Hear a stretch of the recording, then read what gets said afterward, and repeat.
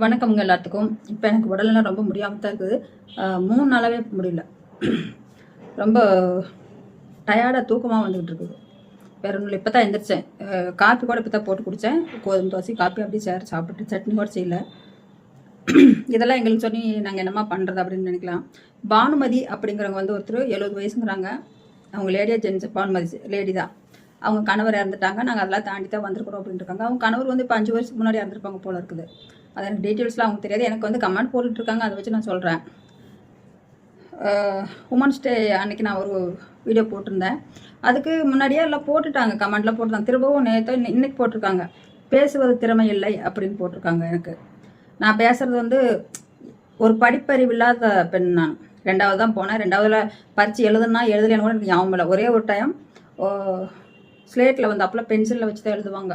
அந்த இதில் நான் கொண்டு கொடுத்தேன். சூப்பராக எழுதியிருக்கிறேன், அந்த எழுதுனதும் நல்லா இருக்குது அப்படின்னு சொல்லி போய் எனக்கு மார்க் போட்டு கொடுத்தாங்க.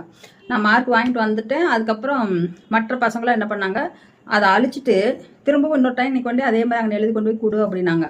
இன்னொரு டைம் போடுவாங்க. ஆனால் 2வது டைம் போனேன் நானும். அது அவங்க பேச பீரியட் தான். நானாக போகல. அப்படி போகிறதுக்கு அப்போ இருந்தே எனக்கு கூச்சம் இருக்கும், நம்மளாம் தனியாக போவாங்க என்னடா பண்ணுறது அப்படின்ட்டு. அவங்க சொன்னதுனால போனேன். போனதுக்கு என்ன பண்ணாங்க, ஒரு தலையில் ஒரு அடி வச்சு போ அப்படின்னு தள்ளி விட்டேன். ஏன்னா நம்ம ஸ்டூடெண்ட்டு குட்டியும் அப்போ 2வது படிக்க வருவோம். அவங்க படித்து முடிச்சு டிகிரியெல்லாம் முடிச்சுட்டு வந்து நமக்கு சொல்லி கொடுத்துட்ருப்பாங்க. அவங்க வீட்டு கொண்டு போய் நம்ம தில்லாலங்கடி வழி கண்டுபிடிக்க மாட்டாங்களா? ஒரு அடி அடிச்சது வந்துட்டு பேசாமல் அமைதியாக.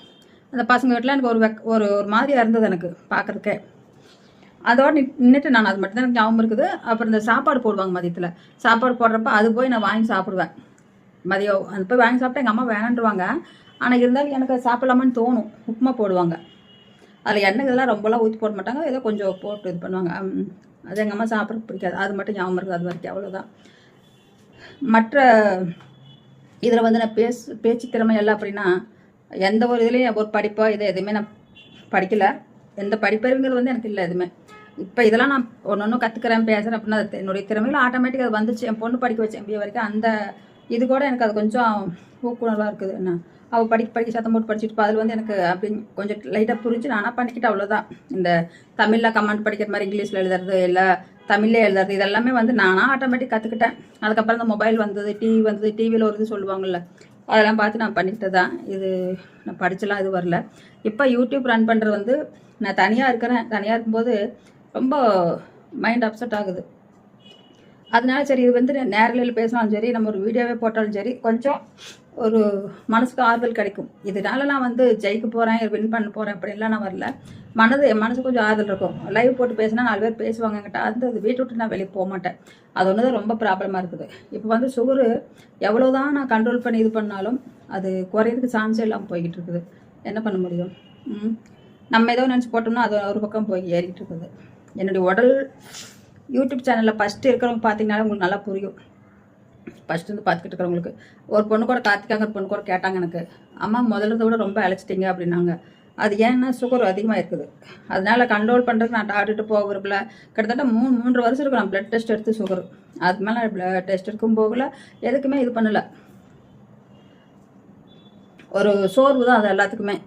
ஒரு காரணத்தோடு விட்டுட்டு அப்படியே என்னத்தை போய் மாத்திரை தானே கொடுக்குறாங்க, அதே மாதிரி நம்ம போட்டு சாப்பிட்டு கரெக்டாக இருந்துக்கலாம். ஆனால் ஒரு கட்டத்தில் வந்து கொஞ்சம் கட்டுப்பாடு இல்லாமல் அதை சாப்பிட்டு கொஞ்சம் அதிகமாகிடுச்சு. ஆனால் இப்போ குறைக்கிறதுக்கு ட்ரை பண்ணுற குறைய மாட்டேங்குது. ஏன்னா மன உளைச்சல், அது எக்கச்சக்கமான மன உளைச்சல் வருது. என்னுடைய சூழ்நிலையில் நான் பேசலையோ பானுமதி அவர்களே உங்களுக்கு தான் சொல்கிறேன். உங்களை நான் தப்பாக சொல்ல, உங்களுக்கு தெரிஞ்சதை நீங்கள் போட்டிருக்கீங்க பேச்சு திறமை அப்படின்ட்டு. நீங்கள் இங்கிலீஷ்லேயே டைப் பண்ணி போட்டிருக்கீங்க. நீங்கள் நல்லா படிச்சிருக்கீங்க. 70 வயசு ஆகுது. என்னை விட நல்லா நீங்கள் எல்லாத்தையுமே இன்னும் கொஞ்சம் நல்லா அனுபவிச்சுட்டு வந்திருப்பீங்க. ஏன்னா அனுபவம் தான் பெருசு அப்படிம்பாங்க. எல்லாம் தெரிஞ்சிருக்கு உங்களுக்கு. எனக்கு அந்த மாதிரி தெரியற அளவுக்கு மைண்டில் இல்லை. எனக்கு வீட்டுக்குள்ளேயே அப்படி தான் இருந்து வாழ்ந்து போயிடுச்சு. வெளியில் போய் சுற்றுறதோ போகிறதோ வரதோ அதே வச்சுக்க மாட்டேன். அவ்வளோக்கா அது அதே மாதிரி ஆயிடுச்சு. இப்போ நான் அதை வந்து பெருமையாகவும் சொல்ல வரல, இதுவும் சொல்ல வரல. எனக்கு தெரிஞ்சதை நான் பேசுகிறேன், அவ்வளோதான். பிடிச்சிருந்தா பாருங்கள், பிடிக்கலன்னா விட்டுருங்க. இதில் வந்து யார் வற்புறுத்தி ஒவ்வொரு சேனலும் ஒரு மாதிரி போட்டுட்ருக்காங்க.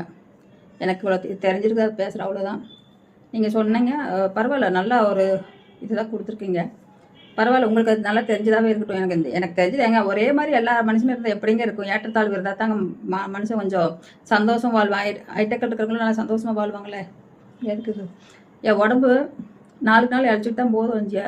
இம்ப்ரூவ்மெண்ட் இல்லை அப்படின்னா இழைச்சிட்டு போயிட்டு போகும்பாங்க. கரெக்டு தான். ஆனால் இந்த பாருங்க, இந்த எலும்பெல்லாம் எந்த அளவுக்கு முதல்ல தெரியாது, இப்படி சதம் மூடி இருக்கும், அதனால் இப்படி வச்சுனா கூட எனக்கு தெரியாது. இப்போ பாருங்களேன் எப்படி போயிடுச்சா.